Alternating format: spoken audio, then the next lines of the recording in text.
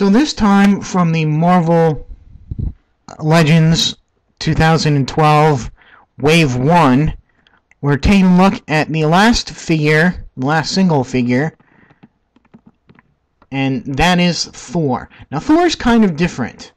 In each of these waves, we're going to be getting a figure that is kind of a repaint slash extra figure. So if you notice here that on the package, only the figures 1 through 6 are needed to build parts for the Terrax Build-A-Figure. And that's because Thor was actually offered last year during San Diego Comic-Con as an exclusive.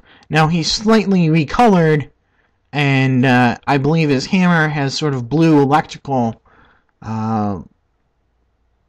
effects painted onto it, and so this is almost like a variant to that exclusive figure.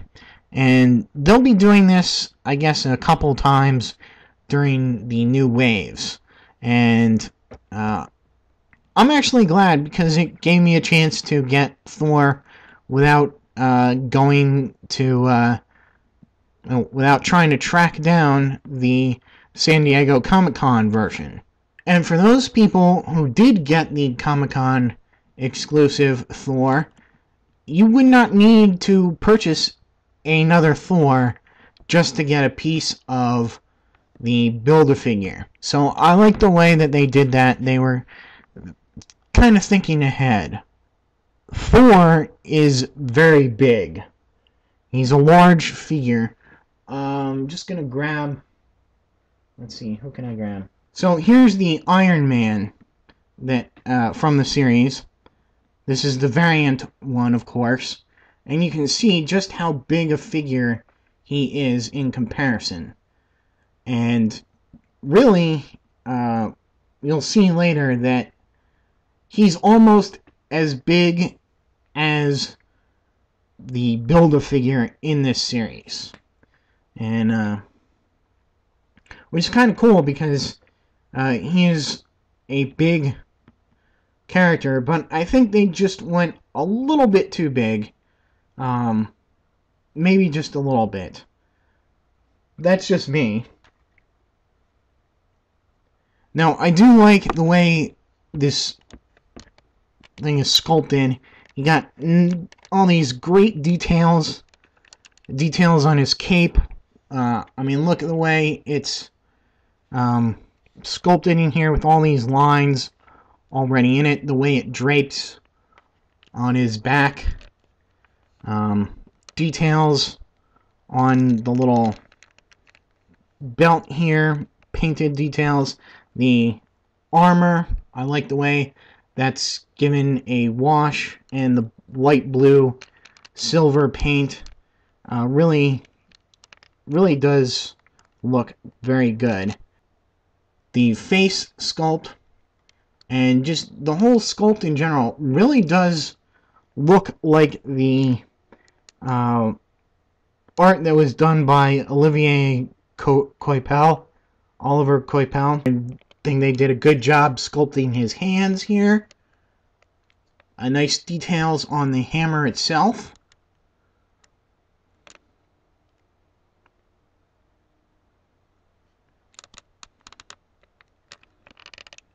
I like his little runic sort of belt buckle there. That's kind of neat. For accessories, he just comes with his hammer, Mjolnir. It can be removed. As you can see, it's only really to be held in one hand. And unfortunately, one thing it's kind of a nitpick. His loop there, his hand really doesn't fit through the loop there. I would have made that just a little bit larger so he could fit his fingers through there at least, and have him be in like a flying pose, being dragged along by his hammer, or where he's just swinging the hammer by the strap there. I think that would have been a nice little improvement here.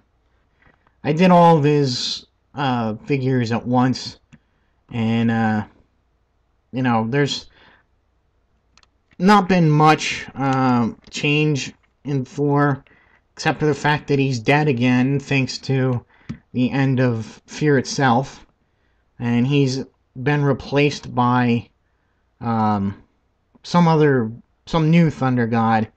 But I'm sure with the movie coming out, Thor will probably be making his reappearance any time now. So it's just a matter of waiting. Oh yeah, for articulation, he's pretty well articulated. His head really doesn't go forward and back too much, but it does go left and right. His arms do go this far forward before hitting the cape here.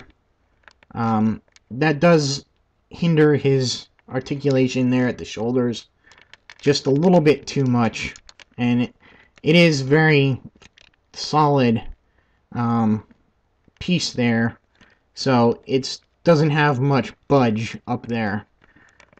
His arms go out to the side, rotate at the bicep, and bend and rotate at the elbow, and rotate and bend at the wrist.